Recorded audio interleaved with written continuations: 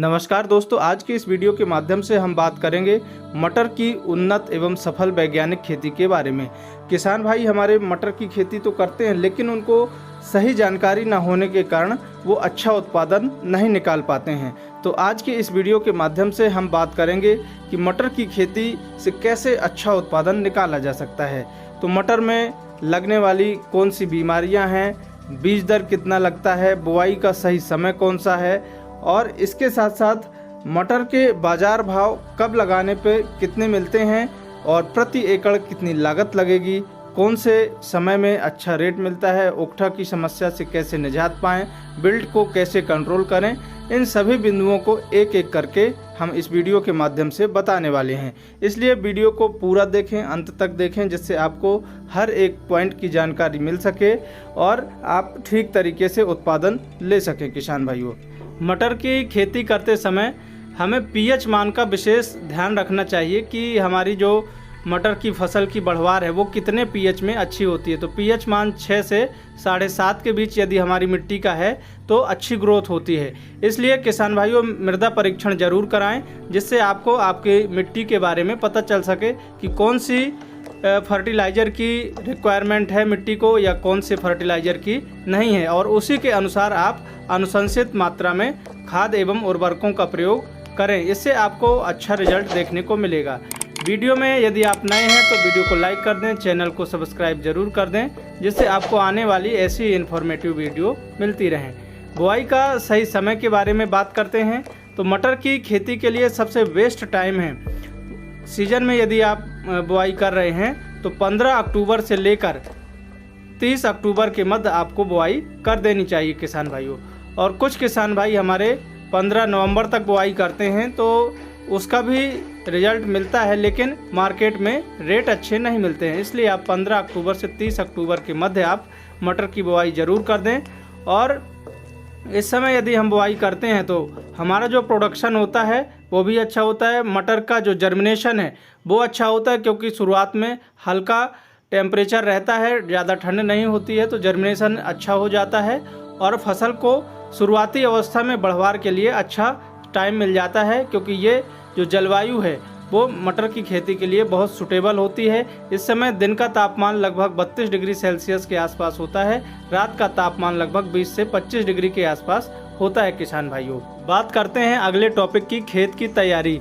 तो मटर की खेती करते समय आपको खेत की तैयारी करना ठीक तरीके से बहुत ज़रूरी है, और 1 से 2 बार आप साधारण कल्टीवेटर से जुताई करें। उसके बाद मिट्टी को भुरभुरा बना लें, और मिट्टी को भुरभुरा बनाते समय आपको 1 एकड़ में 4 से 5 ट्रॉली सड़ी हुई अच्छी पची हुई गोबर की खाद डालना है। और यदि आपके पास 4 से 5 क्विंटल वर्मी कंपोस्ट उपलब्ध है तो उसको आपको ऐड करना है। ये हो गई जैविक की बात। और जैविक में यदि मुर्गी की खाद आपके पास उपलब्ध है तो सबसे बेस्ट है, सोने में सुहागा है।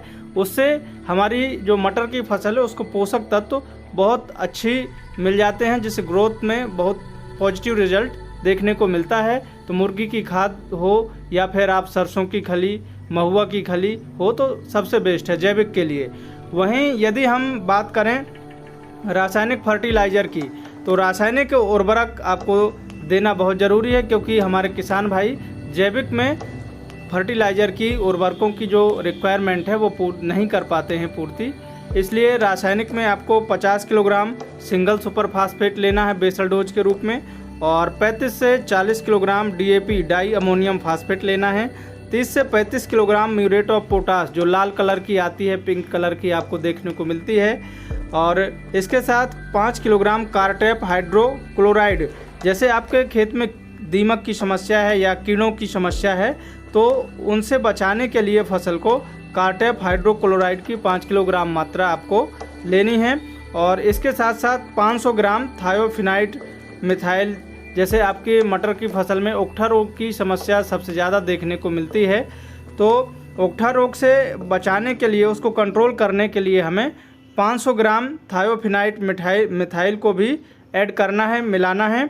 और इनको ठीक तरीके से मिलाकर, अच्छी तरीके से मिलाकर आपको जुताई करने से पहले बेसल डोज के रूप में खेत में मिला दीजिए, और मिलाकर फिर आप रोटावेटर से चलाकर या कल्टीवेटर से चलाकर आप जुताई कर दीजिए, खेत तैयार कर लीजिए। और एक बात का विशेष ध्यान रखिए, जब आप खेत की तैयारी करें तो यदि मिट्टी में नमी नहीं है, खेत में नमी नहीं है, तो पलेवा ज़रूर कर लीजिए, क्योंकि खेत में पर्याप्त नमी का होना बहुत ज़रूरी है बुआई के समय। यदि बुआई के समय नमी नहीं होगी तो जर्मिनेशन हमारा नहीं होगा, इसलिए बुआई का करते समय नमी होना बहुत ज़रूरी है किसान भाइयों। वहीं यदि हम बात करें उन्नतशील किस्मों की कि मटर की खेती के लिए कौन सी किस्में अच्छी हैं, कौन सी किस्में अच्छी नहीं हैं, जिनका जर्मिनेशन अच्छा होता है, तो आजकल मार्केट में जो किसानों की पसंदीदा सबसे फेवरेट वैरायटी है वो है एडवांटा गोल्डन सीड्स कंपनी की। एडवांटा की GS 10 मटर के नाम से आती है और ये वैरायटी सबसे ज़्यादा भारत में किसानों के द्वारा लगाई जाती है। इसके अलावा आज़ाद है, AP3 मटर है, अर्केल है, PSM 3 है।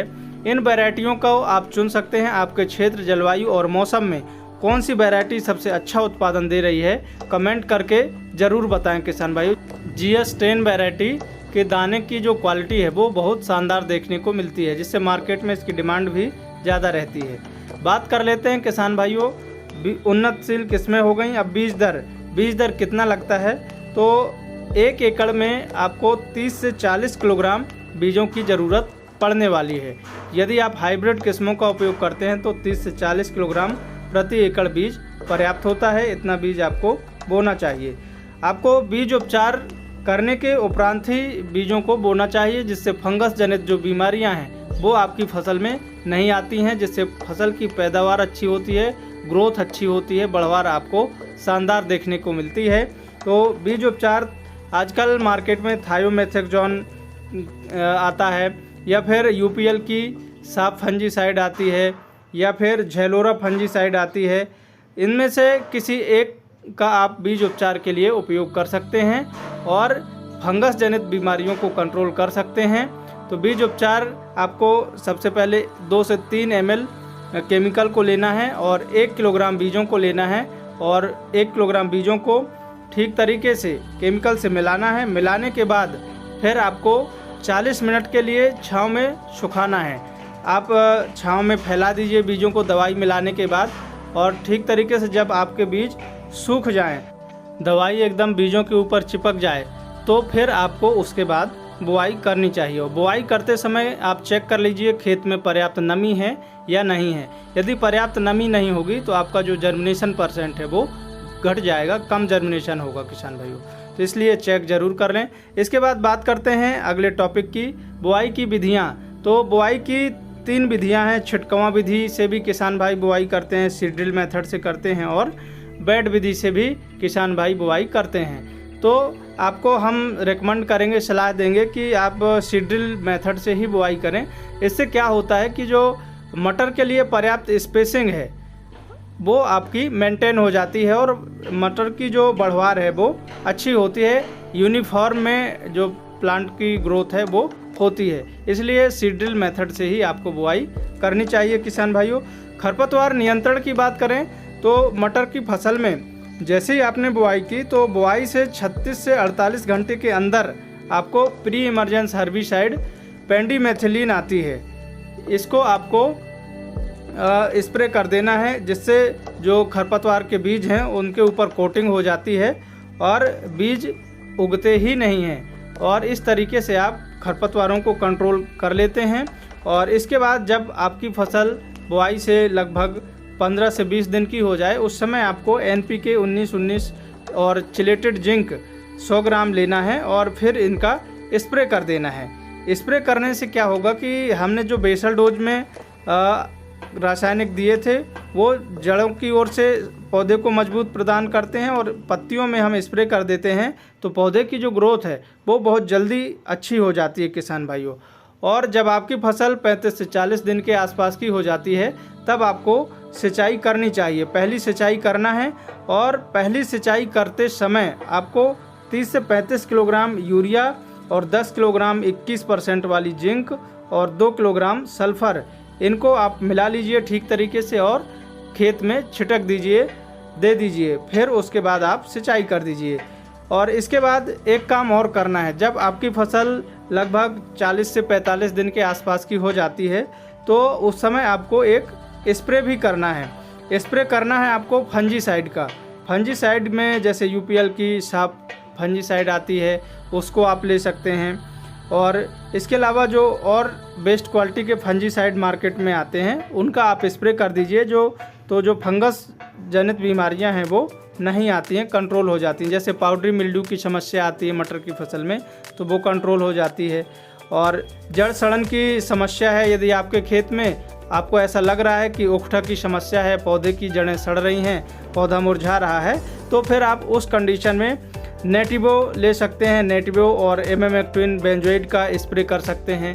इससे जो आपकी फसल में जड़ों में सड़ने की जो समस्या है उसको आप कंट्रोल कर सकते हैं आसानी से। और फसल की जो ग्रोथ है वो भी आपको बहुत अच्छी शानदार देखने को मिलती है। तो आप इस तरह से किसान भाइयों मटर की खेती आसानी से कर सकते हैं। इसके अलावा और भी आपके मन में कोई सवाल है, कोई कमेंट है, तो हमें कमेंट करके ज़रूर बताएं, जिससे आने वाली वीडियो में हम उन कमेंट को, उन सवालों को समावेश कर सकें किसान भाइयों। तो आज के वीडियो में बस इतना ही। मिलते हैं एक और नए वीडियो में नई जानकारी के साथ। तब तक के लिए सभी किसान भाइयों को जय जवान, जय किसान, जय विज्ञान, जय श्री राम। वीडियो यदि आपको पसंद आया हो तो वीडियो को लाइक कर लें और चैनल को सब्सक्राइब करना ना भूलें, जिससे आपको आने वाली ऐसी ही इन्फॉर्मेटिव जानकारी मिलती रहे।